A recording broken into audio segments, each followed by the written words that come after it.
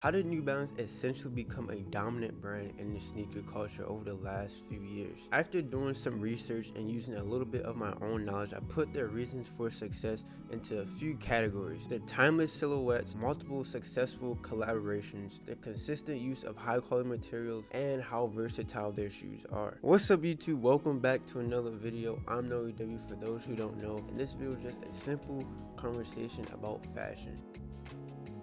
Hope you guys enjoy this video. Kick back, relax, get some popcorn, get a drink, and I hope you can find this video somewhat interesting. Let's get straight into it.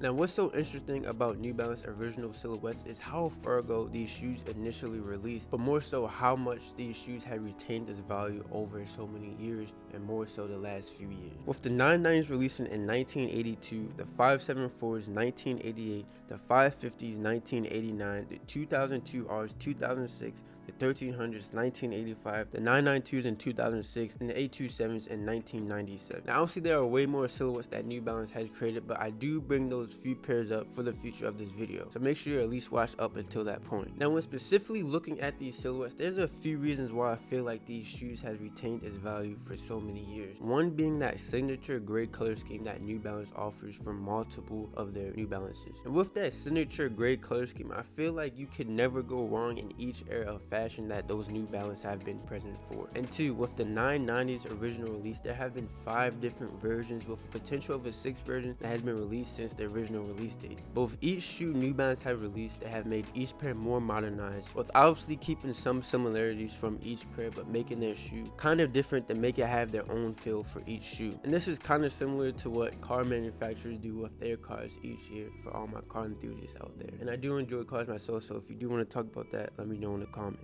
Now the 990s is the longest ongoing running performance shoe that's still going today. With each pair of the 990s, the customers know what they're getting from a comfortability standpoint, wearability, and the quality of each pair of 990s. And lastly, with each silhouette that I named before, New Balance have recently done a collab that has done extremely successful. Collaborations of a shoe is the one thing that we can all look for, and that can either elevate a shoe to the next level or completely destroy the original silhouette or niche of the shoe. But the way New Balance and the respected creators have made multiple upon multiple successful collaborations is unbelievable, and it's pretty much the most important reason why New Balance stand where they do today. And the list of collaborative partners that New Balance have assembled is, one could honestly say, an all-star list. The collaborations include Salehi, Joe Freshgoods, Casablanca, Jown, ALD, and that's just to name a few. And with those collaborations, New Balance has assembled a method that always works in a sneaker culture, which is releasing that same silhouette pair from the collab pair as a general release once the collab pair sells out. For example, the collab that New Balance did with Jown and the 992s, they released those collab pairs, and then a few weeks or a few months later, they released some general release pairs that aren't collab that can be just as good or not as good in your opinion. And although this is a very frustrating method for us consumers, it is a method that works continuously. For example, when Virgil did his first collaboration on the Off-White Jordan 1s. And also with shoes being extremely hard to get, you do have to settle for resale if you really want the collab pair, or you just have to end up getting a general release pair. So at the end of the day, it's a lose-lose for us. But although on the flip side, for New Balance, I feel like with their general release pairs, some could argue that these pairs are just as good, if not better, as the collaboration pairs. And also another thing that's very interesting that worked very well for New Balance is all these collaborations have released in the same year of 2020, at least all the initial collaborations. You have 992 and W Taps May 1st of 2020. You have the 992 Joe Freshgoods February 14th, the 2002 R Salehi June 23rd, 550s and ALD October 9th, 992 and Jown July 31st, and the 827 Stray Rat May 20th, and the 327's Casablancas April 4th. As you know today, all of those collaborations have done extremely successful since they have done their initial release date, and multiple of those collaboratives have released multiple collaborations since 2020. Now something I do want to point out that I did observe myself, which is not not from research, so you can disagree with me or agree if you want. But I feel as though as each collaborative partners has served its own purpose for the future of New Balance. For example, Salehi is now a creative director at New Balance and has favored that more agorapcore, outdoorsy, hiking type feel for New Balance that I feel as though has been very successful, and even has released his own originally created shoe that also favors that hiking, outdoorsy, corpcore feel. And the Joe Freshgood pair has easily favored that traditional streetwear fashion of era that we're in right now. And for Jown and ALD, they really have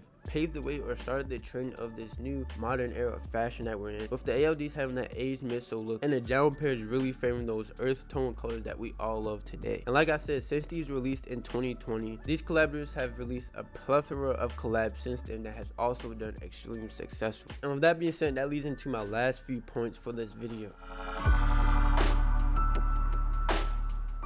Now, what can set New Balance apart from brands such as Nike and New Balance is how consistent they have been with releasing shoes with high quality material. No matter the choice of materials New Balance use on their shoes, it seems like they pay close attention to making sure that each pair they release has high quality material. It's almost like an expectations, or the consumers of New Balance know that with each New Balance they are getting a very high quality shoe. And I do own a couple pair of New Balance myself, and I will say for both shoes, the shoes do have high quality material. And with New Balance having such high quality materials, I feel like it's opened the door for New Balance to have a wide variety of their customers, from the style of the DMV to this more modern era fashion we're in with baggier and loose fitted clothes. And trust me, the style of the DMV with the white shirt, skinny jeans, keychain, a fitted hat, and some newbies is very common in this area. And not to mention how you can dress up a New Balance and completely dress down, whether you're going to a grocery store and putting on some shorts and a t-shirt, or you're going to a wedding and you wear some newbies with your suit. And also what catches my eye the most is how a pair like the 990s and the 574s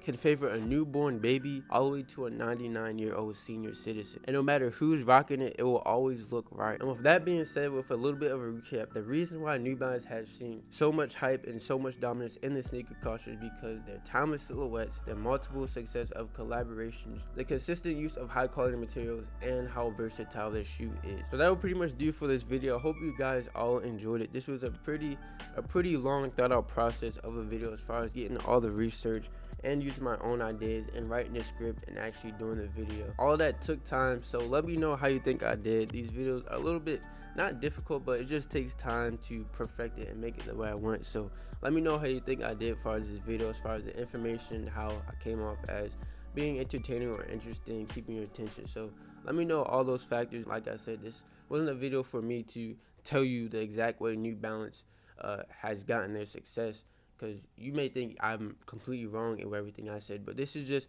to get a conversation going, to see what you guys think and compare it to what I think, to get a conversation going, like I said. So let me know. Make sure you leave a like, comment, subscribe on this video if you did enjoy it. But that will pretty much do for this video. I'm out.